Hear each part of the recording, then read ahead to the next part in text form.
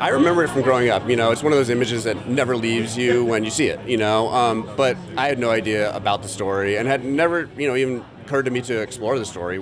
I was lucky enough to read the script when it was in that form from the Collage right here. And, it was just this fascinating idea of like, oh, I knew the photo, but I had never known what journey he must have gone on, And so there was research done, figure out where he started from. We knew where he ended up. And, from there you can kind of extrapolate what must have happened in between. And it was just fascinating. And, humanizing an image like that is such a powerful idea. So it struck all of us. I joined Will Smith's production company as his producing partner about 3 years ago. And when I arrived, there were 2 or 3 scripts that had been earmarked for him, including King Richard, including Emancipation.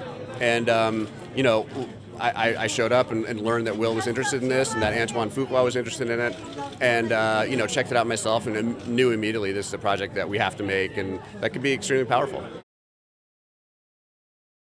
It resonates for a bunch of reasons, right? I think there's the universal aspect of just being torn from your family and the lengths you'd go as a human being to get back to them, and so many movies have explored that, but not in this setting, right? And then there's also the cultural reason for it, It's easy to forget what this country's gone through, what our country's gone through, and it's important to tell stories like this. It was also nice that this story had a hopeful message to it, and also a kind of narrative drive engine of getting through these elements. So it just had a lot of things that made it special and also made it important.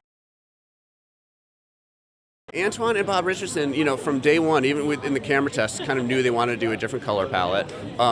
They started playing with it. My sense, they never said this, but my sense is there's a reflection of the photo itself in that, and a lot of photos from that era had pops of color, and that was something they really worked on, which was this desaturated, almost black and white look, but with these really artful moments where a color will pop from the red of a flag or the green of a bush, that kind of thing. And so it just creates this really unique, kind of never seen before, a palette that, for me at least.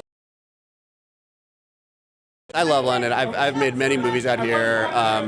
So excited getting here, and it's just such a great film culture. The history of filmmaking here. You go to Pinewood, all your favorite movies were made there, and it's just the most amazing city out here. So it's a real treat to be here today. And